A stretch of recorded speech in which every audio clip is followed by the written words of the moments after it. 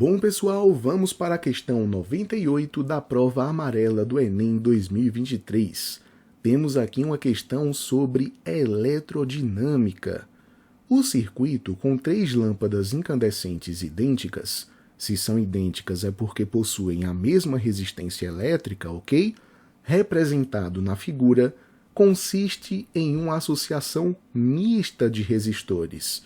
Ou seja, temos uma mistura de associação em paralelo com associação em série. Cada lâmpada L1, L2 e L3 é associada em paralelo a um resistor de resistência R, formando um conjunto. Esses conjuntos são associados em série, isto é, o conjunto número 1 está em série com o conjunto número 2, que está, por fim, em série com o conjunto número 3, tendo todas as lâmpadas o mesmo brilho quando ligadas à fonte de energia, que nesse caso é representada por essa bateriazinha. Após vários dias em uso, apenas a lâmpada L2 queima, enquanto as demais permanecem acesas. Em relação a situação em que todas as lâmpadas funcionam, após a queima da lâmpada 2, os brilhos das lâmpadas serão: ok, os brilhos das lâmpadas estão associados à potência que o circuito elétrico é capaz de dissipar. E essa potência também tem a ver com uma grandeza chamada de resistência equivalente, ou seja, nós podemos substituir todos os elementos com resistência desse circuito por um único elemento que tenha uma resistência que desempenhe o mesmo papel que todas as outras juntas, ok? Nós podemos associar resistores em série e em paralelo. Quando resistores estão em série, ou seja, são percorridos pela mesma corrente elétrica, estão no mesmo fio, de acordo com essa figura, né? Existe um jeitinho de calcularmos essa resistência equivalente, que, no caso dessa associação em série, é dada pela soma entre as resistências que fazem parte do circuito. Portanto, temos aqui uma conclusão importantíssima. Quanto mais resistores estiverem em série, maior será essa soma. Portanto, maior será a resistência equivalente.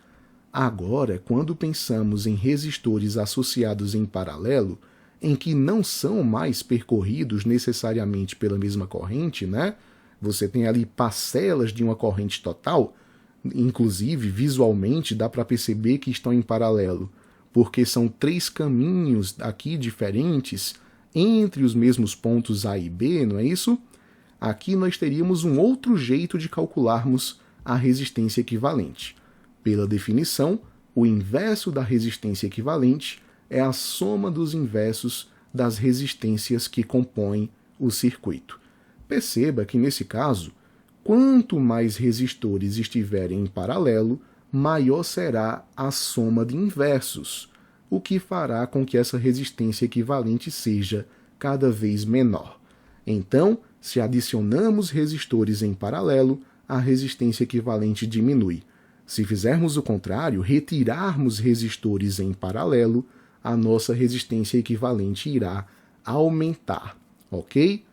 Seguinte, a questão falou que depois de dias de uso, apenas a lâmpada L2 queima. Aqui eu representei, na parte da esquerda, o circuito original, e aqui no circuito da direita, eu retirei a lâmpada 2, indicando que ela está queimada. Ela não faz mais parte do circuito.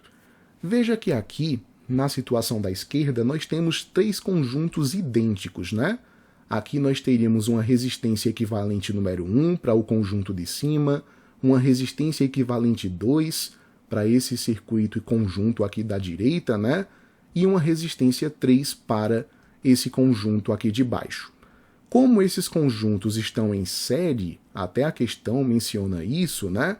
A resistência equivalente seria R1 mais R2 mais R3.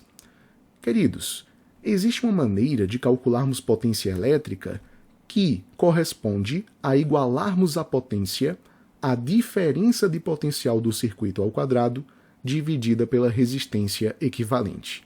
Essa expressão é muito interessante porque a fonte de energia é a mesma antes e depois, portanto a diferença de potencial é constante.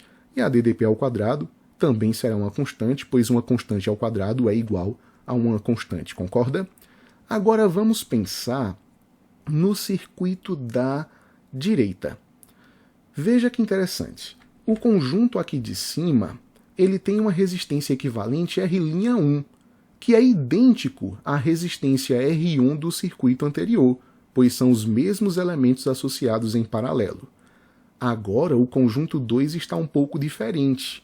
Como não temos mais a presença da lâmpada L2, nós estamos retirando um elemento que estava em paralelo. E pelo que vimos agora há pouco na revisão, se retirarmos um elemento em paralelo, a resistência equivalente aumenta. Portanto, queridos, a resistência linha 2 é maior que a resistência R2 original, no circuito de antes, ok? Já o conjunto aqui de baixo tem uma resistência equivalente R3', que é idêntica ao conjunto original. A resistência equivalente linha, que corresponde à resistência equivalente depois, seria R'1 mais R'2 mais R'3. Lembrando apenas que R'1 e R'3 são idênticos a R1 e R3, respectivamente. A nossa única mudança foi em R'2, em que retiramos um elemento em paralelo e, portanto, temos uma resistência maior. Isso fará com que a soma da resistência equivalente também aumente. E aí veja que interessante.